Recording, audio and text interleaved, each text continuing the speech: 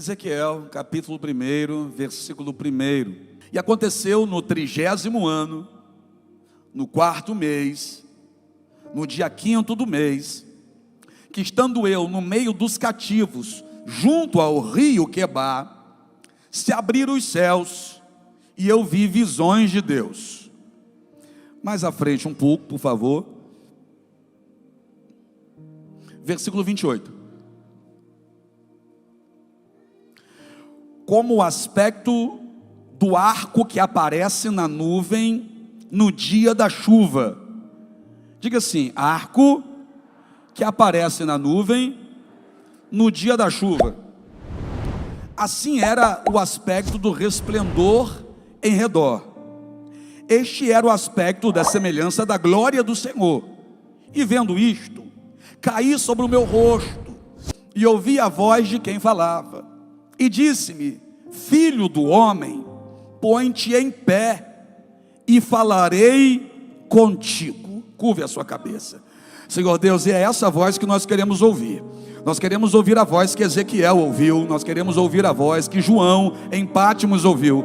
Nós queremos ouvir a voz que nos faz estremecer por dentro, que mexe com a nossa estrutura, que sacode, Senhor, todo o nosso ser. Nós queremos sair daqui com a voz que nos direciona, com a voz que nos dá prazer ouvir, com a voz, Senhor, que nós renunciamos a todas as outras para ouvir, e é a voz do Senhor. Eu quero ouvir a Tua palavra, eu quero receber o Teu alimento, eu quero ver os céus abertos, e quem está aqui, meu Pai, também compartilha desse desejo. Só estamos aqui por causa do Senhor. Então fala, Pai, Teus filhos ouvem, em nome de Jesus, amém?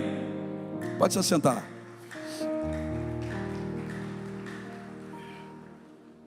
Você já percebeu que na vida tudo muda?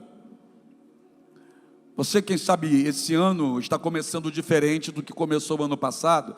E se a gente for mais longe um pouco, 2, 3, 10 anos atrás, aí que a diferença é um abismo. Tudo muda, a vida tem mudança. Então, a vida de cada um de nós aqui, com certeza, já passou por transformações, a minha também. A minha vida já passou por muitas transformações, a sua também. Eu tenho certeza que até chegar aqui, muita coisa você já enfrentou na vida. A nossa vida, a nossa trajetória aqui na terra contém algumas coisas. Uma dessas coisas que a nossa trajetória na terra contém são desafios. Por favor, quem aqui nunca enfrentou desafios na vida? Quem sabe desde criança, para se manter vivo, enfrentou desafios da vida. Quando não teve ninguém que te protegesse, não teve ninguém que cuidasse de você, não teve ninguém que te orientasse. Então pode ser que algumas pessoas aqui, desde muito cedo, tiveram que enfrentar desafios. Quando a época era de empinar uma pipa, já estava você trabalhando. Quando a época era de pentear cabelo de uma boneca, já estava você cuidando das coisas de casa, porque a sua mãe tinha que sair para trabalhar. Então todo mundo aqui já enfrentou e ainda enfrenta desafios na vida, porque desafios fazem parte da vida. Uma outra coisa também que acontece com a vida de todos nós são oportunidades. Não vem dizer para mim que você não teve oportunidades. Todo mundo que aqui está, em algum momento da vida, já teve também oportunidades. Alguns as deixaram passar, outros simplesmente não as enxergaram, e outras as desperdiçaram. Tiveram, seguraram, mas não souberam o que fazer com elas. Desperdiçaram oportunidade. Tem gente aqui que, por exemplo, já trabalhou em boas empresas, não aproveitou a oportunidade. Tem gente aqui que na sua juventude teve todo o amparo da família e teve a oportunidade, por exemplo, de estudar, mas não aproveitou a oportunidade. Enquanto alguns buscavam uma oportunidade de estudar e não tiveram, você, quem sabe, teve a oportunidade, mas preferiu ir para o campo jogar futebol. E olha que nem se tornou um jogador profissional.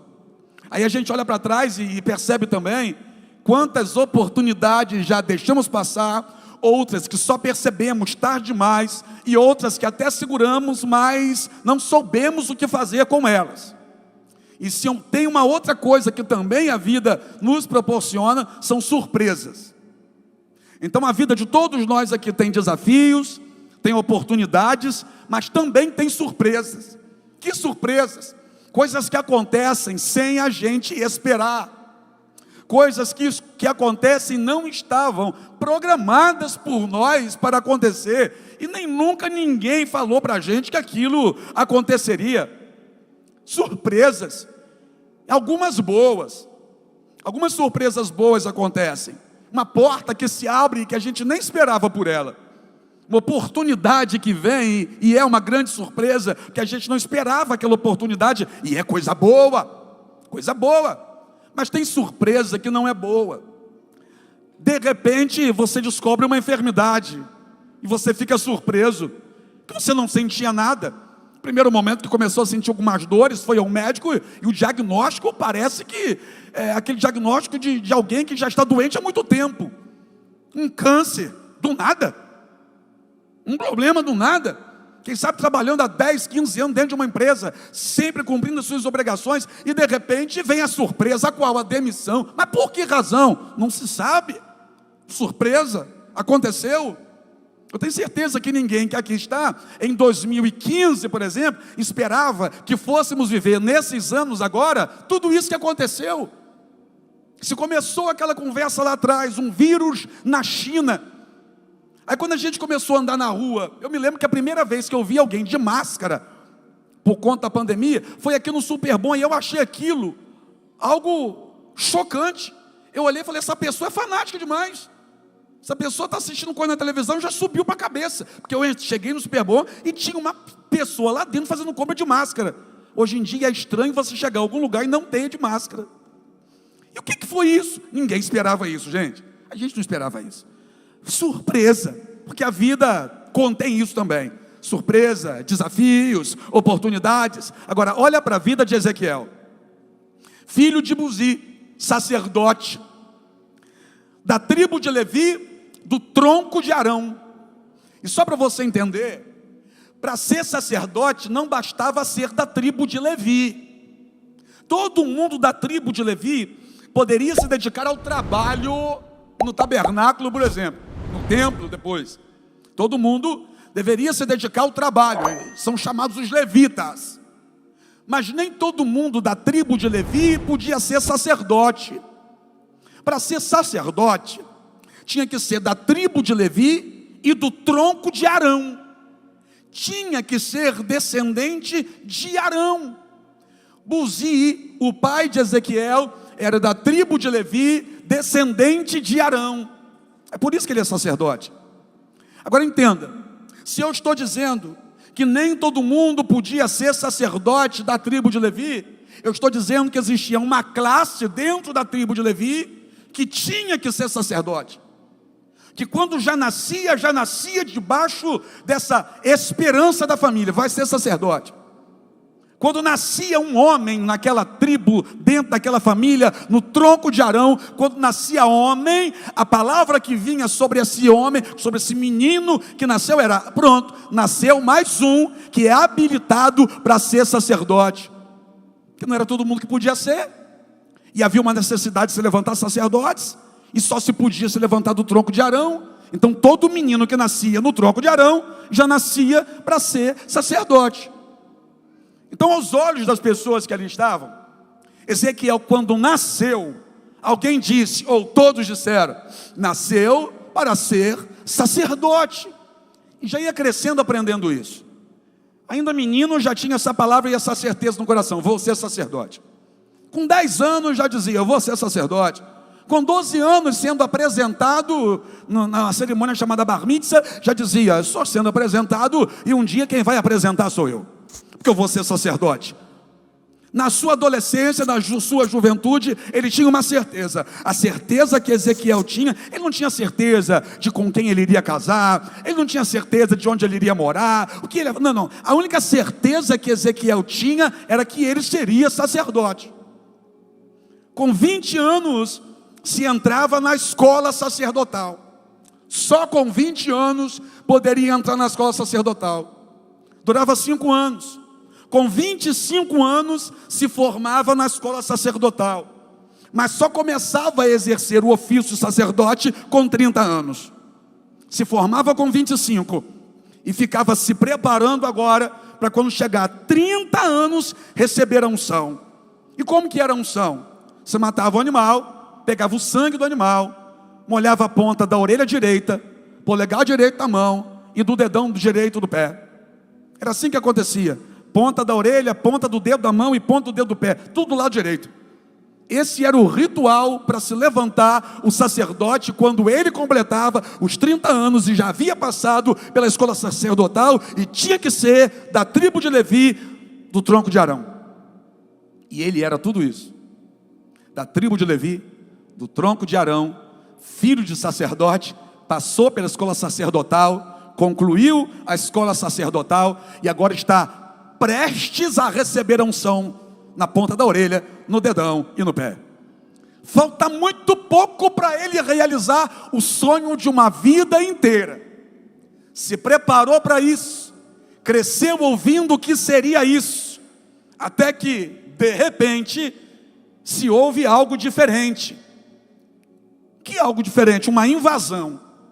Nabucodonosor, rei da Babilônia, forma o seu exército, levanta o seu exército, vem contra Jerusalém, invade Jerusalém, destrói Jerusalém e vai pegar o povo de Jerusalém para ser escravo dentro de Babilônia. Na primeira leva de cativos vão os jovens, bonitos e inteligentes. Perceba, na primeira leva de cativos vão os jovens, bonitos e inteligentes. Dentre eles, Daniel. Daniel é levado nessa primeira leva de cativos. Inteligente. E se a gente analisar a razão disso, também era belo. Então eles são levados primeiro. Ezequiel não vai na primeira leva. Ezequiel vai depois. Quando voltam a Jerusalém para pegar mais escravos lá e levar agora todo mundo para a Babilônia, é nessa leva que Ezequiel vai ser conduzido. Só que é o seguinte, gente, Ezequiel foi preparado a vida inteira para ser sacerdote do Deus Altíssimo, e lá em Babilônia não se adorava ao Deus Altíssimo. Então entenda, tudo aquilo que Ezequiel aprendeu aqui em Jerusalém, a vida inteira, onde ele está agora, que é a Babilônia, não servia para nada. Tudo que ele aprendeu foi em vão. Tudo que ele aprendeu ele não vai usar, porque lá em Babilônia não precisa de sacerdote para o Deus Altíssimo. Não tem esse ofício lá, não tem essa vaga lá. Tinha vaga para os jovens bonitos e inteligentes. Daniel foi primeiro. Agora, para quem não era jovem, bonito e inteligente, só sobrava uma coisa. Pergunta, o quê? Amassar barro na beira do rio Quebar. Ser escravo. Apanhar para fazer tijolos. Quando a gente lê o que está escrito no Salmo 137, é um grupo de escravos que estão vivendo exatamente nessa situação. À beira do rio de Babilônia, nos assentamos e choramos, lembrando-nos de Sião. A gente sentava na beira do rio, apanhava, chorava e lembrava da nossa vida lá atrás. Lembrava que um dia a gente foi livre, que um dia a gente foi feliz, mas agora não era mais. Aí o salmista ali vai dizer, nos salgueiros que há no meio delas, penduramos as nossas harpas. E por que no Salmo 137, quem está cantando, narrando, declarando, está dizendo que pendurou as harpas? Simples, é adorador, ué. Foi por isso, exatamente por isso que compôs o Salmo. Isso é um levita adorador. Quem está escrevendo, compondo o Salmo 137, é um levita adorador. E é por isso que ele vai dizer, penduramos as nossas harpas.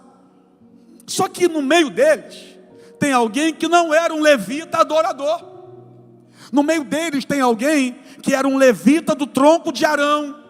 E que se preparou a vida inteira, não para tocar harpa. Se preparou a vida inteira, não para cantar um salmo. Se preparou a vida inteira para ser sacerdote. Estava prestes a ser. E naquele momento em que Ezequiel está à beira do rio Quebar, em Babilônia, junto com esses outros escravos normais, ele se preparou a vida inteira para ser uma coisa na vida, mas agora ele está no meio de todo mundo que nunca se preparou para nada. Você está entendendo que o problema igualou todo mundo? Que quando um problema vem, não tem rico, pobre, gordo, magro, grande ou pequeno. Dá para entender que um Ezequiel preparado agora está no meio de gente que nunca se preparou para nada, porque o problema veio e quando veio, igualou todo mundo, colocou todo mundo no mesmo barco. Ele está ali, só que aquilo que ele aprendeu a vida inteira, ali, não vale para nada, não serve de nada. E esse tempo que ele está ali, esse tempo que ele vai passar ali, já era para ele ter sido levantado sacerdote lá. Aí que é duro, aí que é triste, porque ele está olhando para a vida que ele está vivendo, e naquele mesmo momento ele poderia estar vivendo uma vida bem diferente. Aí que é triste. É aí que tem gente que chora e nem consegue ter força para levantar, porque a vida que está vivendo é bem diferente da vida que programou. Aí para e pensa assim, ó, nesse exato momento era para eu estar vivendo algo bem diferente. Nesse exato momento era para eu estar com a minha esposa aqui do meu lado. Nesse exato momento era para eu estar com os meus filhos dentro da minha casa. Nesse exato momento era para eu estar empregado. Nesse exato momento era para eu estar fazendo a obra. Nesse exato momento era para eu estar vivendo uma coisa bem diferente disso que eu estou vivendo. O que dói o coração de Ezequiel é que nesse exato tempo em que ele é escravo na beira de um rio, ele poderia estar vivendo algo diferente. O que dói no coração de muita gente aqui também, eu sei que é isso, que olha para a vida que está levando e começa a pensar: eu poderia estar bem diferente, eu poderia estar melhor de vida, a minha família poderia estar melhor, eu poderia estar com os meus filhos à minha volta. Se não fosse tudo aquilo que aconteceu, a minha vida não estaria do jeito que está. E agora, faz o quê? Porque o que aconteceu, aconteceu de surpresa. O que aconteceu, pegou um Ezequiel da vida pelo pé, de supetão. Ezequiel não programou isso. Talvez coisas que aconteceram com vocês também pegaram vocês de surpresa. Já estavam vocês levando a vida pensando que nada aconteceria, até que vem uma rasteira da vida e te faz chorar ao invés de sorrir, porque é isso que está acontecendo com ele. Você consegue entender que o salmista está dizendo assim, ó: junto aos rios de Babilônia, nós assentamos e choramos. Ele não está dizendo, eu chorei, eu me assentei, não. Nos assentamos e choramos. O que o salmista está dizendo é o seguinte: todo mundo que ia para a beira daquele rio, debaixo de opressão dos soldados trabalhava chorando, trabalhava gemendo. Aí quando eu abro a Bíblia em Ezequiel capítulo 1, é exatamente ali que Ezequiel está. Porque no capítulo 1, olha o que Ezequiel vai dizer: e aconteceu no 30º ano, no 4º mês, no dia 5º do mês, que estando eu no meio dos cativos, junto ao rio. Percebeu onde ele está? Naquele lugar que o salmista do Salmo 137 estava, era o mesmo lugar que Ezequiel estava. Ezequiel está dizendo, eu estava no meio deles. E se todo mundo que estava lá, de acordo com o salmista, estava chorando, você acha que Ezequiel tinha razão para sorrir? Você acha que Ezequiel estava diferente deles? Claro que não. Ezequiel estava sentado chorando com aqueles que choravam. Mas olha o que aconteceu. Pega o que aconteceu com Ezequiel. Estando eu no meio dos cativos, junto ao rio Quebar, se abriram os céus. Pronto, vou começar agora. Se abriram as portas de Babilônia estavam fechadas, mas se abriram as portas de oportunidades para Ezequiel estavam todas trancadas, mas se abriram porque para a porta abrir no céu, independe de porta estar fechada na terra ou aberta. Então olha aqui para mim, talvez você esteja vivendo um período onde está faltando oportunidade para você na terra, mas eu venho aqui nessa noite dizer para você o seguinte: não importa se tem porta fechada na terra, nessa noite tem porta aberta no céu. Nessa noite tem céu aberto para você, nessa noite tem céu aberto para a tua família. É só você olhar na direção certa. Apóstolo, não aparece uma oportunidade. Levanta a cabeça para você ver nessa noite. Apóstolo, nenhuma porta se abre para mim. Levanta a sua cabeça para você ver nessa noite. Eu não aguento mais chorar. Eu estou sentado de cabeça baixa e chorando. Pois é, se você engolir um pouquinho esse choro, encher o teu pulmão de ar, dá uma olhadinha para cima e dê um glória a Deus, você vai ver que tem coisa que vai abrir o céu. Eu estava sentado no meio dos cativos. Eu estava chorando no meio dos que choram. Eu estava como um mero amassador de barro. Eu não me preparei para isso. Eu não sonhei com isso, eu não desejei isso, eu não programei isso, não foi para isso que eu nasci para ser outra coisa. Só que eu estava junto do rio Quebar, e de acordo com o salmista, quem lá estava chorando. Só que tem um detalhe no nome de Ezequiel. O nome de Ezequiel quer dizer Deus fortalece. Vou dizer de novo, o nome de Ezequiel era profético e quer dizer Deus fortalece. Ele estava na beira do rio sentado e chorando, mas Deus ia fortalecer ele.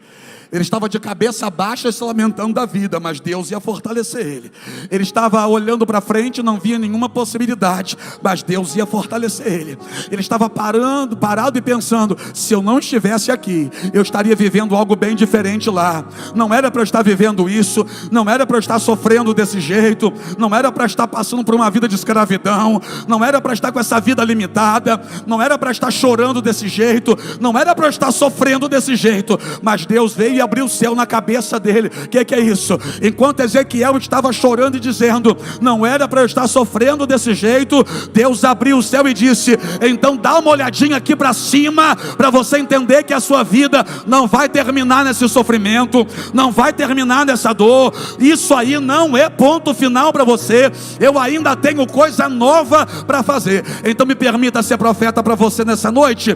A sua vida não vai terminar desse jeito, essa coisa não vai continuar assim, as portas não vão permanecer fechadas. A beira do rio Quebar não é o seu lugar, a beira do rio Quebar não vai virar sua sepultura, Deus vai te tirar daí.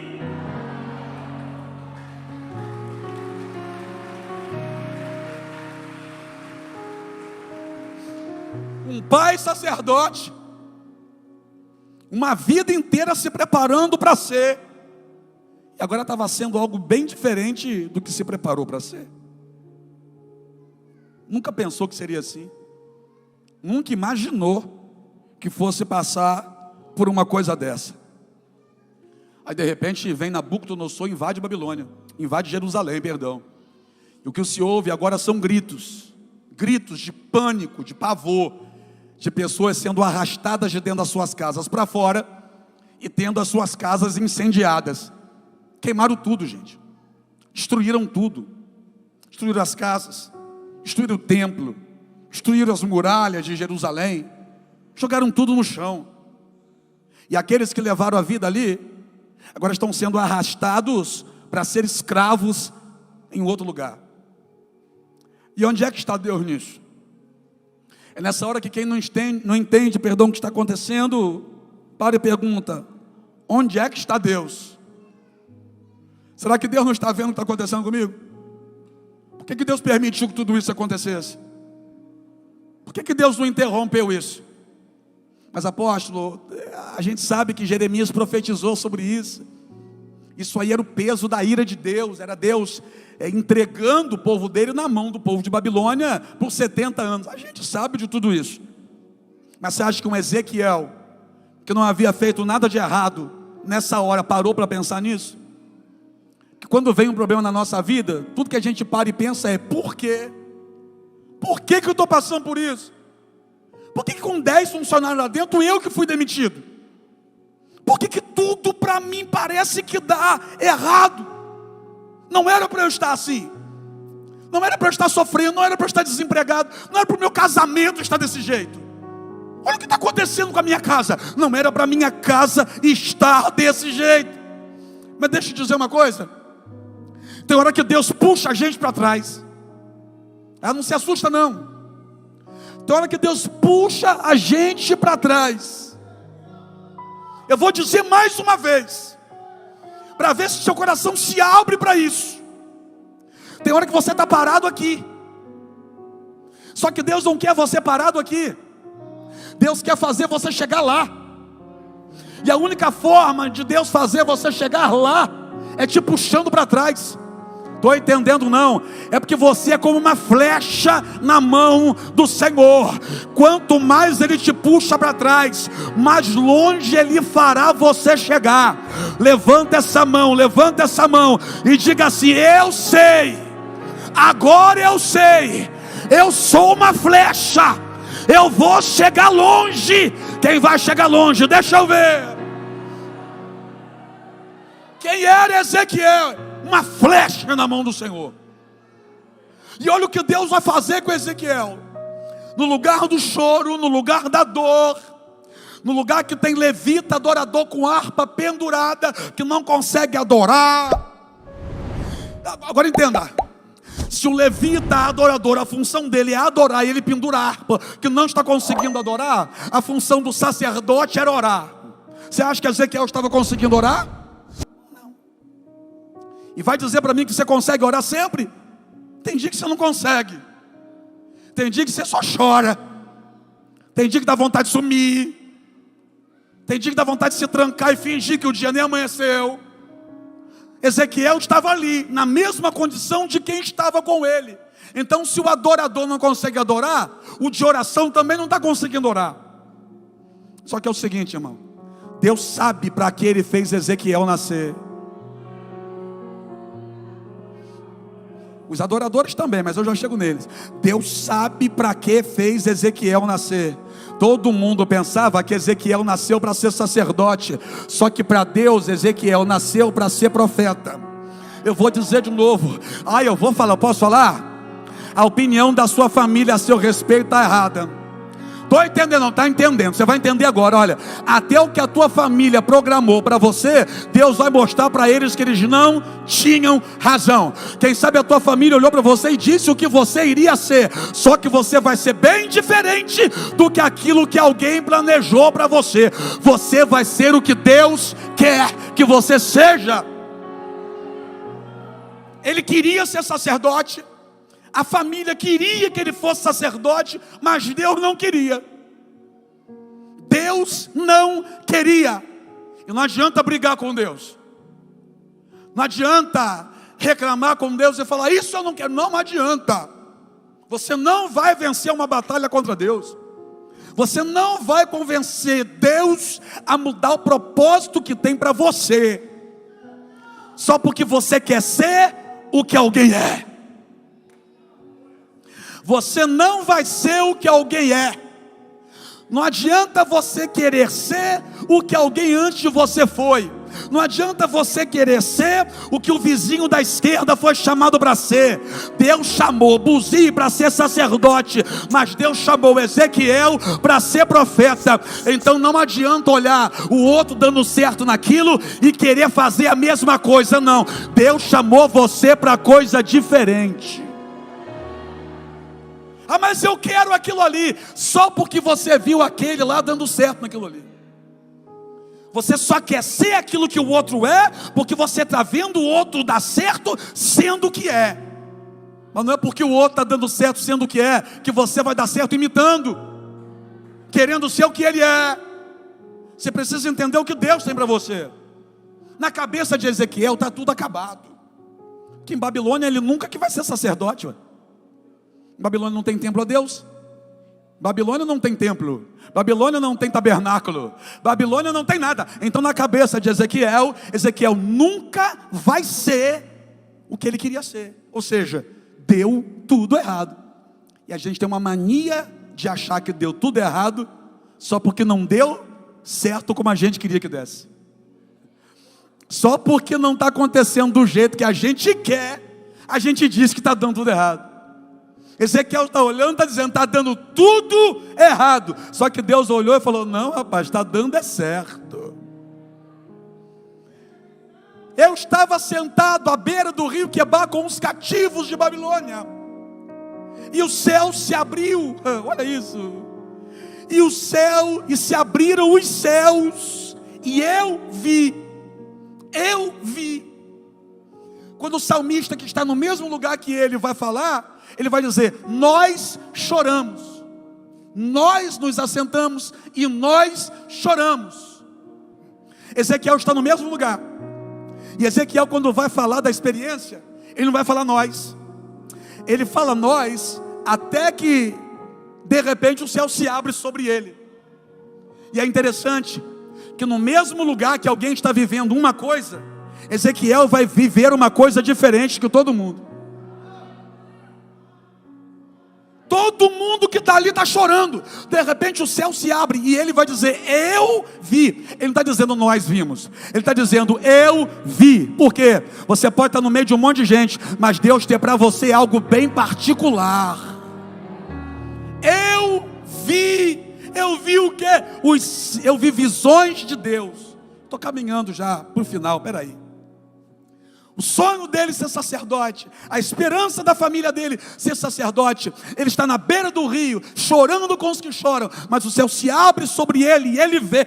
E quando ele vê, ele vai ver coisas tremendas que Deus está mostrando para ele. Ele vai ter visões tremendas. Ele vai ver o céu pelo lado de dentro.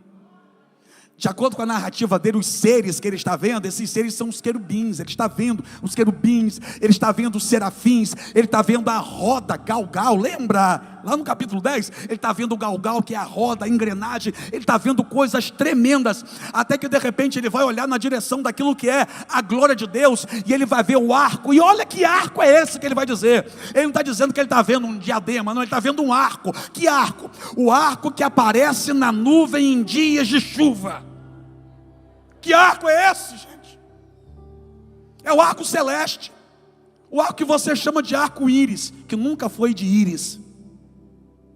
Ele está vendo o arco celeste, o de 7 cores. E o que ele está vendo? Ele levantou a cabeça, viu o céu aberto e viu isso.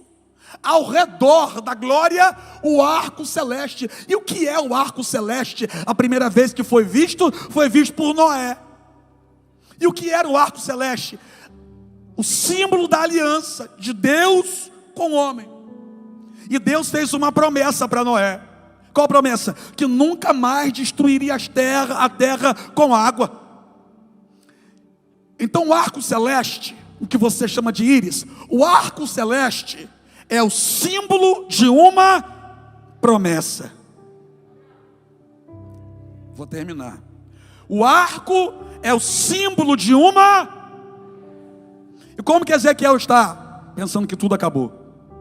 Como que Ezequiel está? Chorando sentado na beira do rio. Como que Ezequiel está? Pensando, a minha vida não tem mais sentido. Como que Ezequiel está dizendo, tudo que eu me programei para ser, eu não vou conseguir ser. Como que Ezequiel está dizendo, a minha vida acabou. Como que Ezequiel está? Ele está dizendo, eu não vou conseguir nunca viver o que eu queria ter vivido. Essa hora era para eu estar vivendo algo bem diferente. Não era para eu estar vivendo isso aqui. E de repente, quando ele está dizendo, não era para eu estar vivendo isso, eu não merecia estar passando por isso, eu não queria estar passando por isso, a minha vida acabou, não tem mais jeito para mim. Quando ele está dizendo tudo isso, ele levanta a cabeça e vê o céu aberto. E quando ele vê o céu aberto, ele vê o céu pelo lado de dentro. E quando ele vê o céu pelo lado de dentro, ele vê o arco celeste, ou seja, ele vê o símbolo da promessa. O que Deus está falando com Ezequiel? Ezequiel, o negócio é o seguinte, na tua cabeça está tudo perdido, mas eu ainda tenho promessa. Na sua cabeça é o fim, mas eu ainda tenho promessa. Na sua cabeça tudo deu errado, mas eu ainda tenho promessa. Na sua cabeça tudo saiu do controle, mas eu ainda tenho promessa. Na sua cabeça a sua vida acabou, mas eu ainda tenho promessa. Na sua cabeça está tudo perdido, tudo destruído, nunca mais você vai ser feliz, mas levanta essa cabeça, porque eu ainda tenho. Olha para alguém e diga assim, ainda tem promessa de Deus para a tua casa, ainda tem promessa de Deus para a tua vida, ainda tem promessa de Deus para a tua família. Quem está comigo? Quem crê nisso? Dá glória a Deus aí.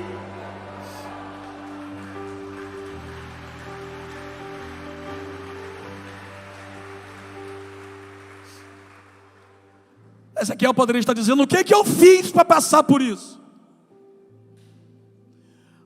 Mas chegou o momento da vida dele que eu creio também, André, que ele pôde olhar para si mesmo e dizer, rapaz, o que Deus viu em mim para me levantar desse jeito? O que Deus viu em mim para transformar tanto a minha vida assim? Sabe você que nos últimos dias andou dizendo assim, ó, o que eu fiz para passar por isso? Se prepara, que vai chegar o momento que você vai dizer: meu Deus, o que Deus viu em mim para me abençoar tanto? O que Deus viu em mim para me levantar desse jeito? O que Deus viu em mim para abrir essa porta para mim? O que Deus viu em mim para trabalhar tão forte na minha casa? O que Deus viu em mim para escrever essa história linda para mim? O que Deus viu em mim para me abençoar nesse nível? Ele está vendo tudo, ele vê agora o arco, e o arco é a última coisa que ele vê. Ele viu, aí ele ouve a voz, e quando ele ouve a voz ele cai, e quando ele cai, ele ouve a voz que diz assim, ó: filho do homem, põe-te em pé, e falarei contigo. Peraí, vamos lá então. Ele está vendo as coisas, está vendo tudo, está vendo querubins, a engrenagem, galgal lá, está vendo tudo, o céu pelo lado de dentro, coisas tremendas, está vendo tudo. Ele está de pé, aí ele vê o arco celeste, ouve uma voz e cai. Ele caiu por tudo aquilo que ele ouviu, que ele viu. O que ele está vendo, tudo aquilo que ele está vendo, faz com que ele caia. É quando ele cai, a voz vem e diz assim para ele: põe-te em pé, e falarei contigo. Estou entendendo não? O que Deus está dizendo para ele é o seguinte: o que eu tenho para te dizer ainda é maior do que aquilo que você está vendo. O que eu tenho para te dizer e para fazer você viver ainda é maior do que tudo aquilo que eu estou fazendo você ver. Então olha aqui para mim, se prepara, porque você que estava pensando que a tua vida estava sem graça, você vai ver aonde Deus vai te levar. Você que estava pensando que só ia ficar sentado chorando, você não tem noção do que Deus está te chamando para viver. Você que estava pensando que ia acabar na beira do rio Quebar, Deus está dizendo o seguinte: a beira do rio Quebar foi só um momento, mas eu já cheguei para te tirar daí. Você não vai ficar sentado, não vai ficar prostrado. Eu te chamei para viver coisa grande, eu te chamei para ser profeta. Você queria ser sacerdote, mas eu quis que você fosse profeta. O teu plano deu errado, Ezequiel, mas o meu está intacto. Ezequiel, o teu plano deu tudo errado, mas o meu vai começar a dar certo agora. O teu projeto ruiu, mas o meu só está começando, Ezequiel. Na sua cabeça, a sua vida acabou. Ezequiel, a vida que você queria acabou, mas a vida que eu quero só vai começar agora. Ezequiel, o que eu estou fazendo é virando uma página. Eu permiti que você chegasse a ficar sentado na beira desse rio chorando, porque eu estava te puxando para trás. Eu te puxei para trás para fazer você chegar onde você não chegaria sendo sacerdote. Eu te puxei para trás para fazer você chegar longe. Se você estivesse vivendo o que você sonhou viver, você estaria vivendo a vida mediana. Mas eu não te chamei para viver na média, eu te chamei para viver acima da média. Ezequiel, vem comigo, eu vou te mostrar algumas coisas. Como assim? Eu vou te levar a um vale de ossos secos. Você vai profetizar e você vai ver um exército levantar. Eu vou dizer para você o que está no meu coração. Se você fosse sacerdote, você ia ouvir o coração do povo, e o coração do povo nesse tempo é só dor e amargura, mas você vai ouvir o meu coração, porque o meu coração, eu já tenho salvação para esse povo, libertação para esse povo, transformação para essas vidas. Ezequiel, o que eu tenho para você é maior. Olha para alguém e diga assim: ó, aceita. Não, fala de novo, grita, fala: aceita. O que Deus tem para você é maior. Teve que dar errado para você chegar aqui dentro. Teve que dar errado para você chegar na beira do rio Quebar. Que se não desse errado, Ezequiel não chegaria na beira do rio Quebar. Se não chegasse, não veria o céu aberto. Se não visse o céu aberto, não ia ver o arco celeste, o símbolo da promessa. E se não estivesse ali, não ia ouvir a voz de Deus. Está entendendo que você chegou aqui? Está entendendo? Agora é o seguinte, irmão. Junto ao rio de Babilônia, nos assentamos e choramos. Nos salgueiros que há no meio delas, penduramos as nossas harpas, porque aqueles que nos oprimiam e nos castigavam diziam: cantai para nós um dos cânticos de Sião. Mas como entoaremos um cântico ao Senhor em terra estranha? É o Salmo 137. É o que os salmistas, parceiros de sofrimento de Ezequiel, estão dizendo no Salmo 137. Mas pega essa, olha. Eles pegaram as harpas e penduraram. Eles não quebraram e jogaram no fundo do rio. Pegaram e penduraram. Só que no meio deles tem um profeta e eles não sabiam ainda.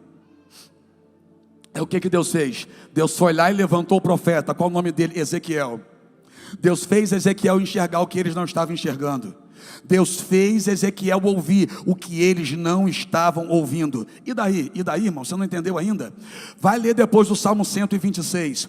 O Salmo 126 aqui na Bíblia é antes do Salmo 137, né? Mas na cronologia é depois, porque o Salmo 126 é um cântico do povo que já foi liberto de Babilônia. No Salmo 137 eles estão presos. No Salmo 126 eles já estão livres lá na terra dele cantando. Como assim, apóstolo? Se estava todo mundo chorando de cabeça baixa, como é que pode agora, depois, o senhor está dizendo que a Bíblia apresenta esse povo lá do outro lado e cantando? É porque Deus levantou um profeta no meio deles, e quando Deus levanta um profeta no meio do povo, aqueles que estavam de cabeça baixa começam a levantar a cabeça, aqueles que estavam chorando voltam a sorrir, e aqueles que penduraram as harpas, pegam a harpa de volta para cantar. Como assim? Ai meu Deus, Salmo 126, você conhece a palavra, a Bíblia vai dizer no Salmo 126, que eles estavam como os que sonham. Então a nossa boca se encheu de riso e nós cantamos um novo cântico. Você está entendendo não?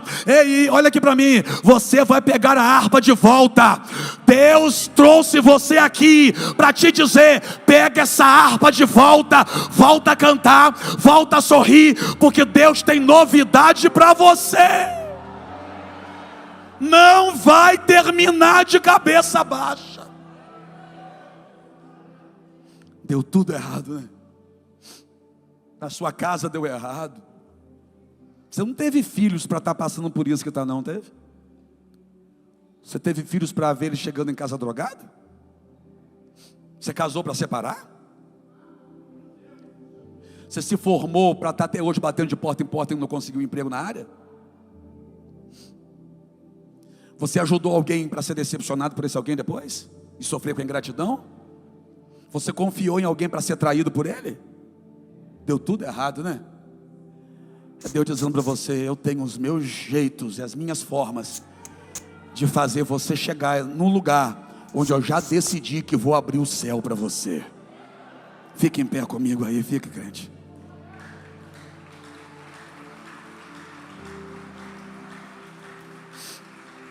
No meio do caos ele viu o arco celeste.